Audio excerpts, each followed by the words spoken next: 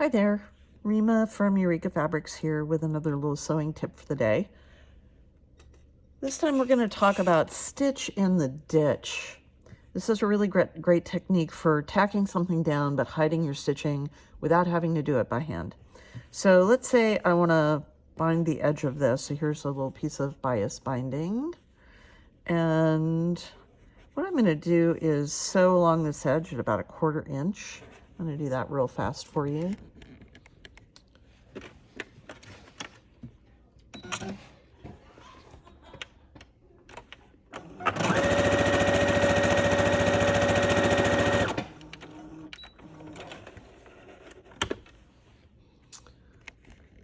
Okay, so we've got my binding on, and now I'm going to, I cut that a little wide. Let's trim this down a little bit.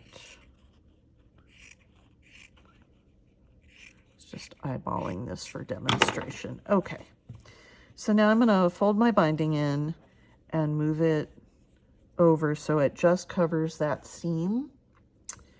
So you could just sew it down on this side, but who knows what would be happening on the front there, or you could tack it down by hand and it'd be nice and invisible. But another great way to do this is to pin on the right side, right in that little crease that the seam makes, just like that.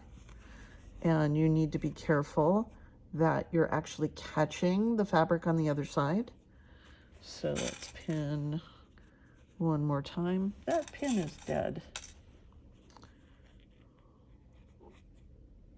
All right, so you can see I'm like right in the ditch of the seam.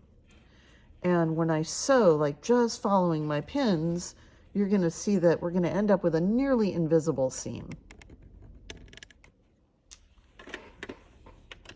So my needle is going right in where the ditch of the seam is. Gonna get that pin out of the way. Gonna go a little bit slower just so I can stay right in that ditch.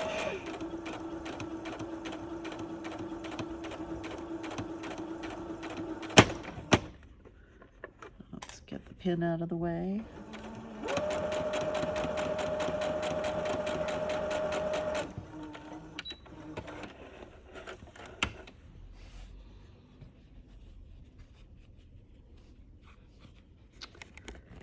And here we go.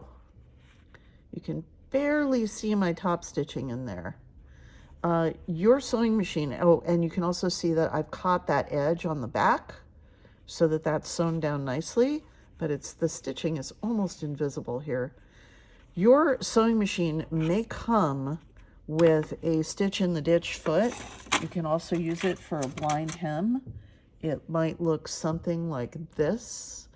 And this is a good way to like really stay in that groove by taking that little flange and lining it up right on the ditch of the seam, and that will keep you honest. Your needle will go right there in the little bump in the wire right there. That is a great way to stay honest while you're doing this. But you might notice that I didn't bother.